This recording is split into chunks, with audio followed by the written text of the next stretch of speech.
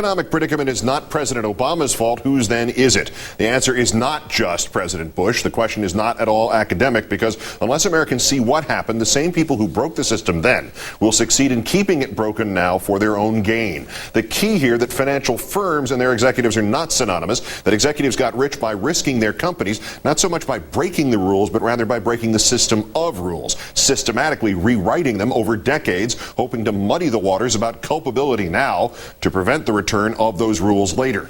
A report from the nonpartisan Wall Street Watch Project reveals that the deregulation was bought and paid for by Wall Street executives, paying politicians, buying unprecedented freedom from Washington oversight, specifically Wall Street, meaning banks, security firms, private equity and hedge funds, insurance and real estate. In just the past 10 years, they spent more than $5 billion to push Washington out of the way.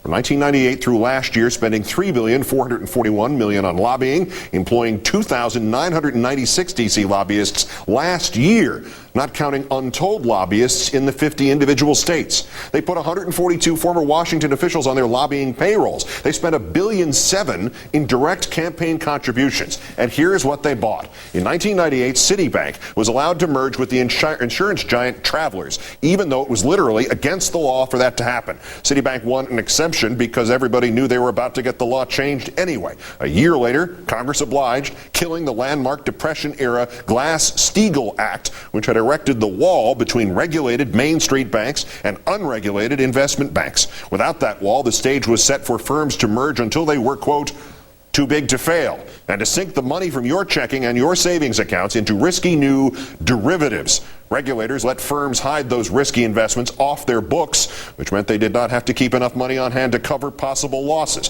All of this permitted by the Financial Accounting Standards Board in rules pushed for by the bank executives. When a Clinton regulatory agency said, hey, we want oversight on these derivatives, Clinton's own Treasury Secretary, a Goldman Sachs veteran, said no, In 2000, then Senator Phil Gramm, John McCain's reported choice to be Treasury Secretary had he been elected, got legislation through Congress, signed by President Clinton, that set derivatives free from virtually any regulation. In 2004, the Bush SEC scrapped a 20-year-old rule that made banks keep a certain amount of cash on hand to cover investment losses. So who decided now how much cash the banks had to keep on hand? The banks did. That new rule, pushed by Goldman Sachs and its chairman, Henry Paulson, future Treasury Secretary for Mr. Bush and star of the bailout crisis.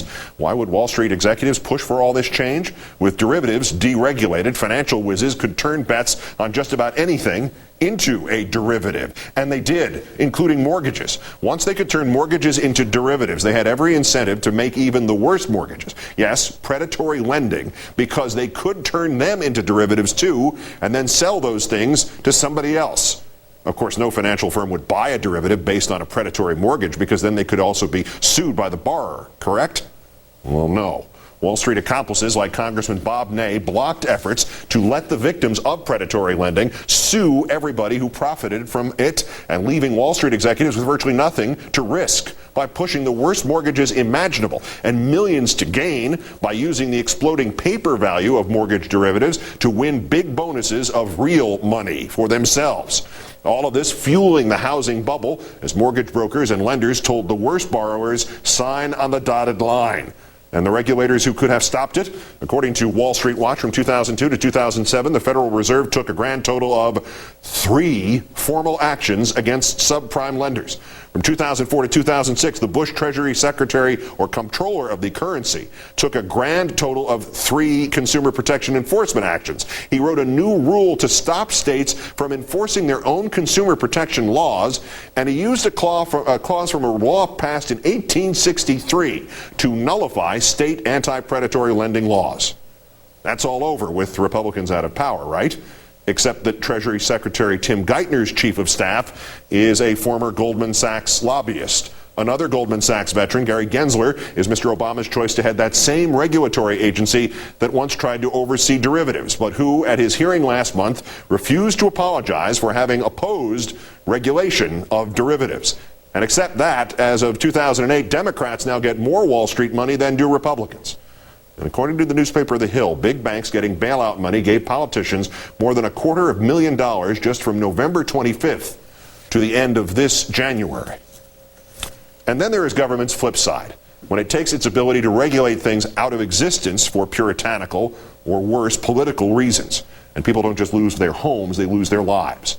There's no telling if Christopher Reeve could have been saved by stem cell research. He died just 3 years and 2 months after George Bush stopped American stem cell research dead in its tracks.